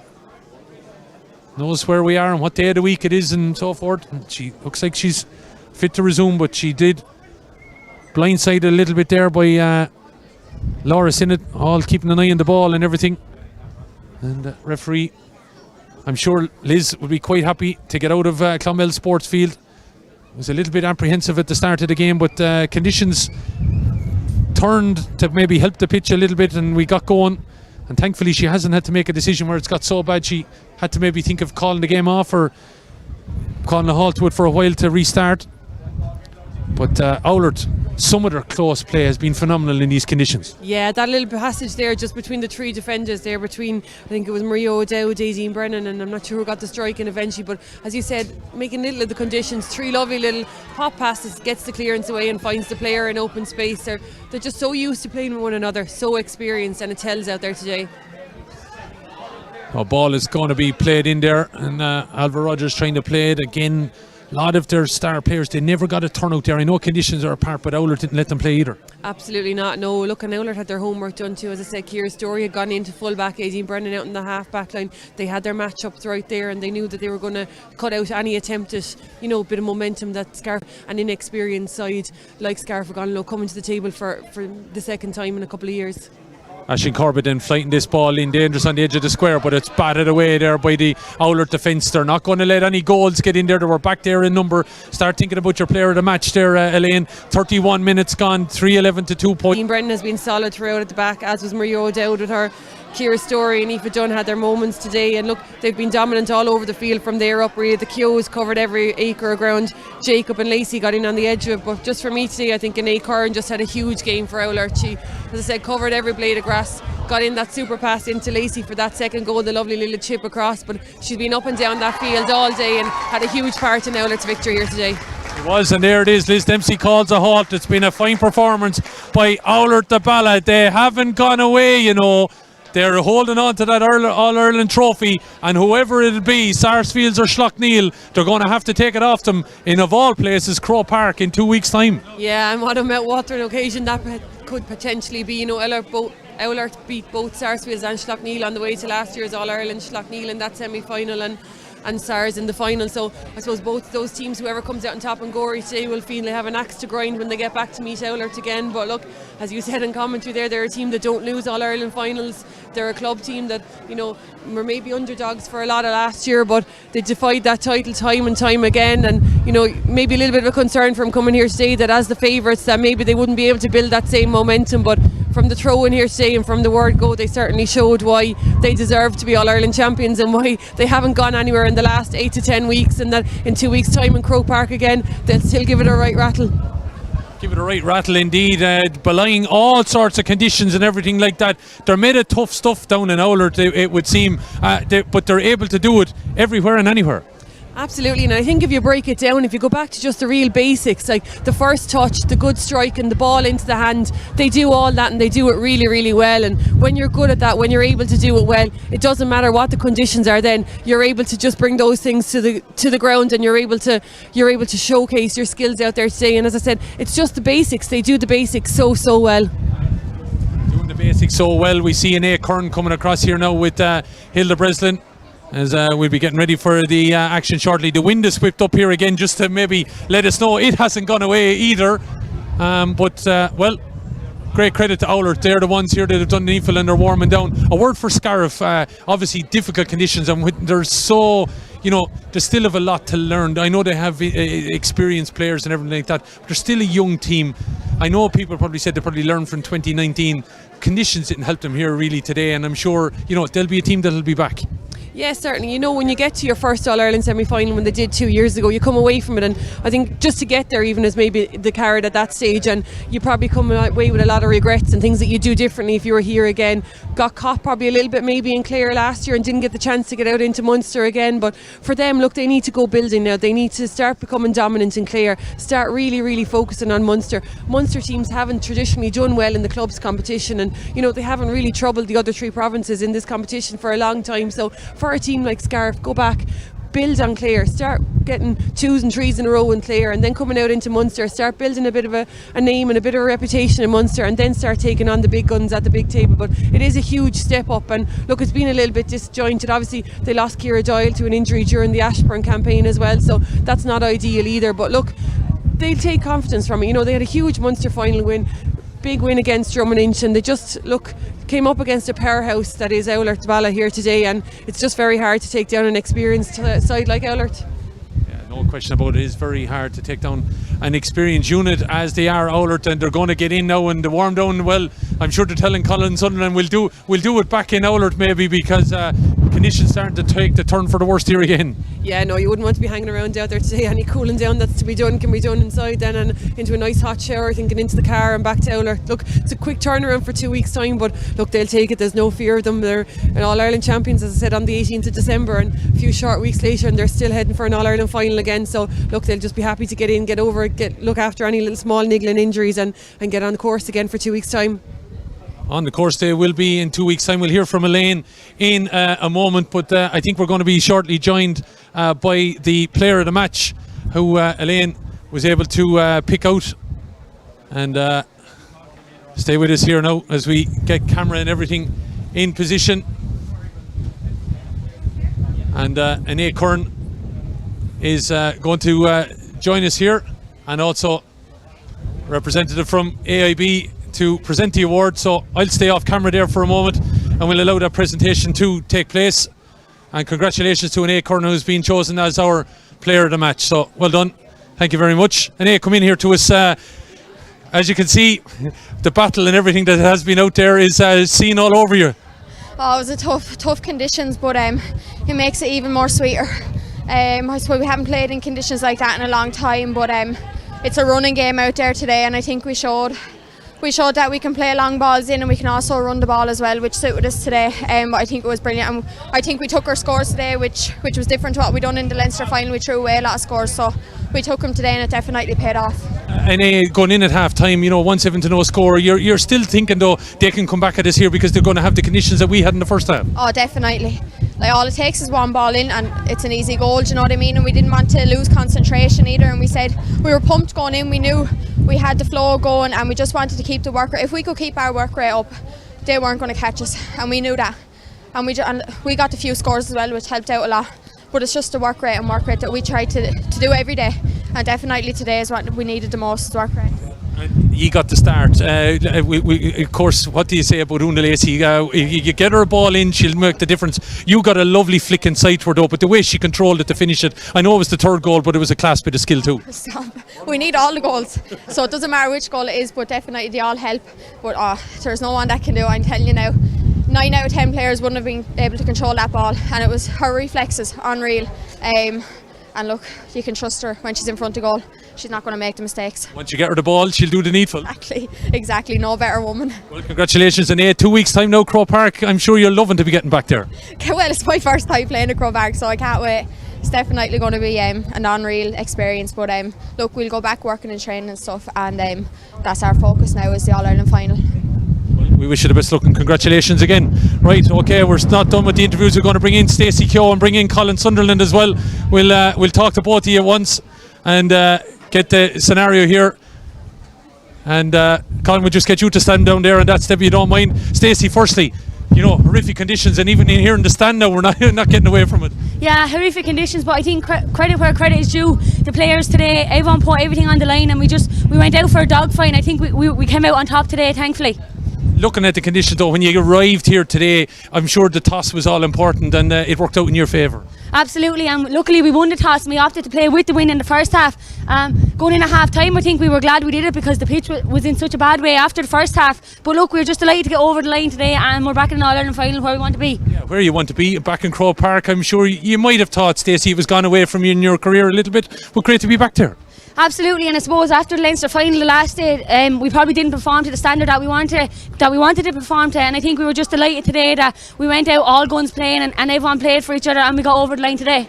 Well done, Stacey. We'll let you go because I know you're a little bit wetter than this man is here because he's well covered up. Colin, describe that. It was a real workwoman-like performance. That was an unbelievable battle, Killian. The we're actually saying that 5 minutes into the match should have been going ahead at all, because we had the wind and the pitch is in complete mess altogether, and that's no disrespect to the grounds people here, it's just the way the weather. But I was a little bit concerned after 5, 6, 7 minutes. It took us a while to get going, because when you have a wind like that, you probably need 8 or 9 pints at half time. But we got the goal at the right time, we kicked on and had 10 pints. But I suppose it was probably sick enough for them to start the second half. I think they missed a kind of a short range free here, and funny enough, the last few games we played there normally end up in our net. We were getting away with the soft goal, so to overturn and come back up and get our own goal, and I think it was going to be hard for them to come back from that then. Is that something you've worked on, Colin? Because I do know it was something that you picked up on again the game against Dixborough, that you maybe had given away a couple of goals you shouldn't have. Today there seemed to be a wall there. That wasn't going to happen. We had to look at it. We were conceding kind of frees, really. They were short range frees. We didn't. We spoke about, I suppose it was the timing. It was the time when we were conceding, really. It was after the first half. It's just started second half, and look, we kind of said there's no point worry about the second half. It'll have the first minute, the 30 minutes. So we spoke about it, but it's not something we delved into too much. Just a little bit more organisation on the frees, that's all.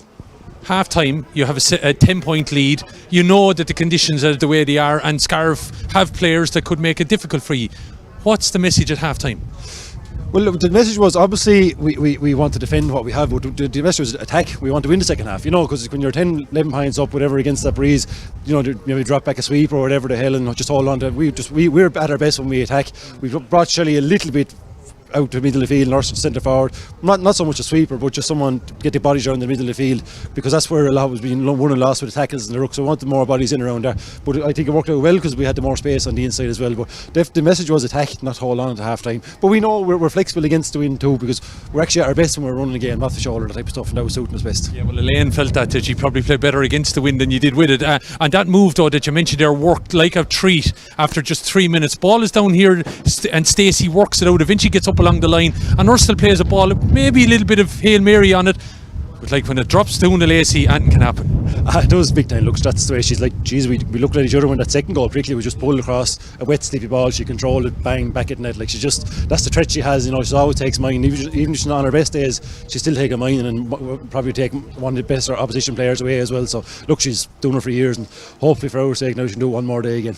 One more day again. You got a minder for 2 weeks, and obviously all the rest of them, Colin. Back in Croke Park, I've been in Croke Park at club finals, and the snow has fallen, so it doesn't mean we won't have similar conditions, but the surface and everything, you can work now on that and maybe work on your game, how to tailor that for 2 weeks time. Yeah, look, it's great to be back there. The bigger pitch again, we'll have to get used to that, but I think Abbottstown, we played Leinster final a couple of weeks ago in Abbottstown, I think that's a similar size pitch, so we had that little bit of an advantage on it. So we look at that, but look, it's a pitch is a pitch at the end of the day, and that's one thing we want to focus on. Is, look, we all want to get to Croke Park, but at the end of the day, you defend one goal and you attack the other, and that's the way we'll be looking at it. But it's definitely great, looking forward to it. I wouldn't have bothered me if it was in Nolan Park or Thurles or anywhere, but at the end of the day, that's Croke Park's where I always want to be. And so it's nice to have that in your mindset. It won't be called off with waterlogged pitches around anyway.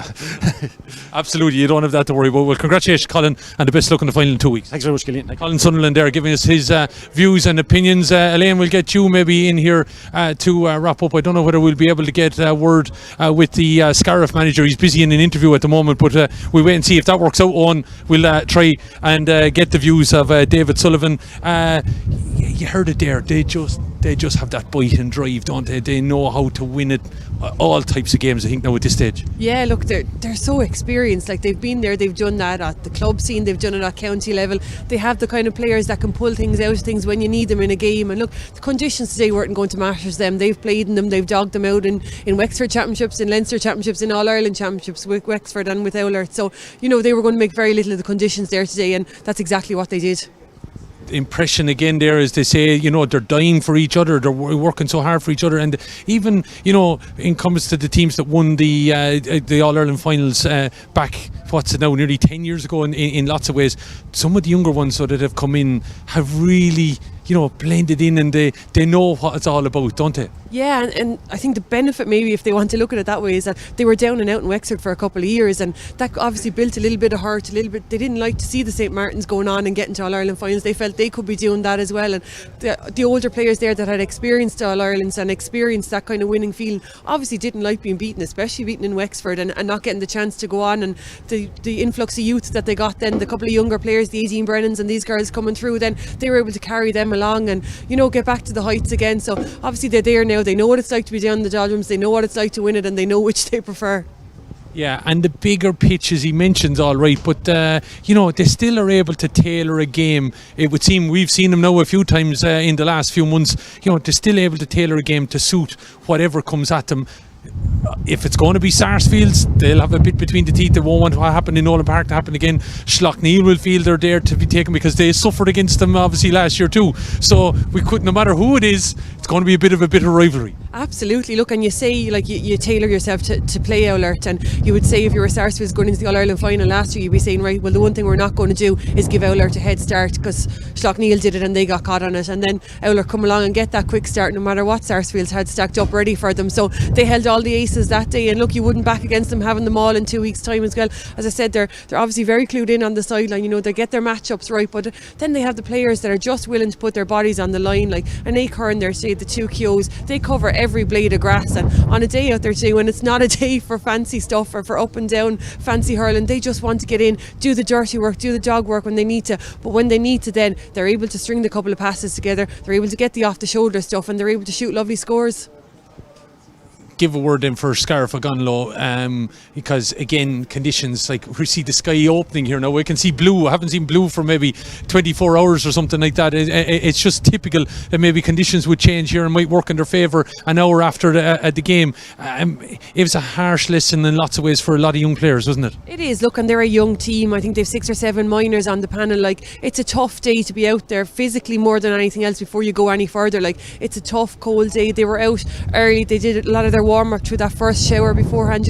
Certainly I think looking back on it, there probably is things they would have done differently, maybe not came out as quick as in the second half, but look, they're all small things that you tweak, that when you're constantly competing at this stage you can start working on those things then. But when you're not here regularly, when you're not here year in year out, like the likes of Sarsfields, Schlockneil and Oulart are, it's hard to develop that. Then they're a young team. Like, as I said, I think they need to get a foothold in Clare now, start winning, putting back to backs in Clare, start winning consistently in Clare, become a force there, then come out into Munster and start becoming a force in Munster. As we said, Munster teams don't have a great record in this club competition. Cork teams don't do well in it, Tip teams don't do well in it, Tip teams have struggled to win the Munster in the last couple of years. So they need to start coming out and they need to start being dominant in Munster, and then you look at building on All-Irelands. Like, it's going to be a longer process. Look, they're a very young team, and new management team in with them this year, so look, there's plenty to build on there. They've a county final, they've a Munster title, and beaten by Oulart is no mean feat. As I said, Oulart are such an experienced team, they're such a strong team, they know what it takes, so huge positives for Scariff when they go back to look at this too.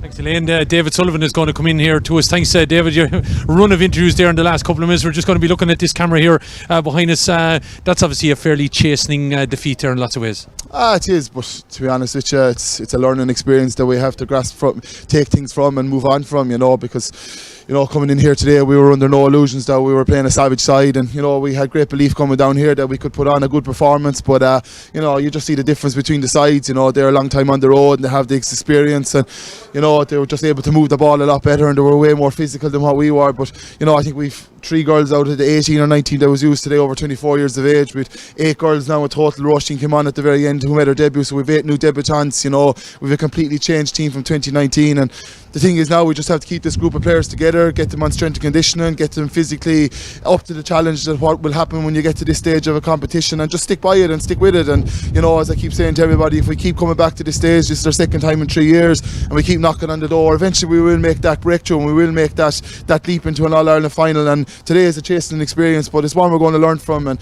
we're not going to get too downhearted by it. We're Munster champions and we're second time Clare champions in the space of 3 years, so we're going the right direction. We've won our first ever minor title this year in Clare as well, and we've a couple of under 16 titles won. And what people don't forget is we're probably only amalgamated since 2012, so the club really is only 10 years old, and what we've done in 10 years has been fantastic. So it's just a case of using this as a building block and an experience, and try and come back to this level as many times as we can, and try and get over the line and get to that coveted All-Ireland. Yeah, because Elaine was just saying there is probably an opportunity for Scariff now to build on it. It's probably to put back-to-back titles in Clare, but there's an opportunity maybe within Munster.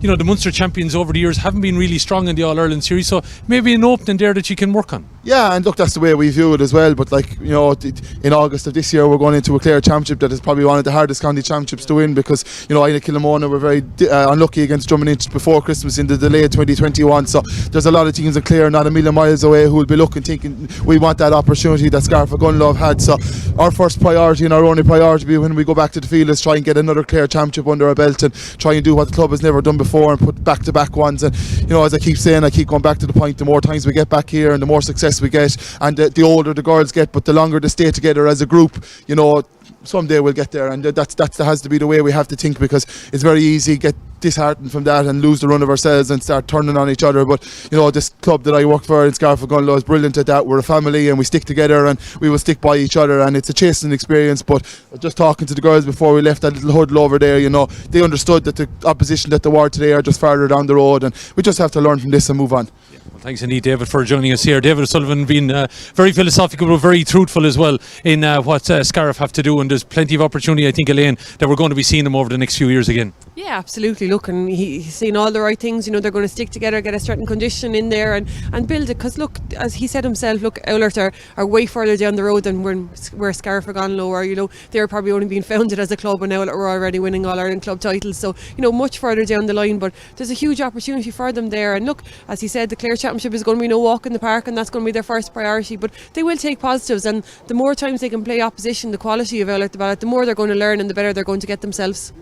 There you have it, the views of Elaine Aylward. I've been Killian Whelan looking at the action here then in the Clonmel Sports Field today, where Scariff Ogonolloe came, but they met a titanic Oulart the Ballagh, and they just, once they got grips of it, weren't going to let go. They led by 1-7-0 score at half time, built on it with goals from Una Lacey in the early stages of that second half, and then were to drive on to ultimately come out on top with the victory. So Oulart will be in the final in Croke Park in 2 weeks' time. Who will be joining them? It could be Sarsfields, it could be Schlockneil. It was Advantage Sarsfields the last time we saw. Make sure you can check out the link over on our other section here now in the YouTube, and you can follow that game to a conclusion. It's still a tight tussle between both of those sides. But my thanks to Luke and Owen in the background, to Elaine for joining me, and also to Oulart and the Scariff Ogonolloe management for joining us here this afternoon. I've been Killian Whelan. Hopefully we'll see you in 2 weeks' time. Good luck to you.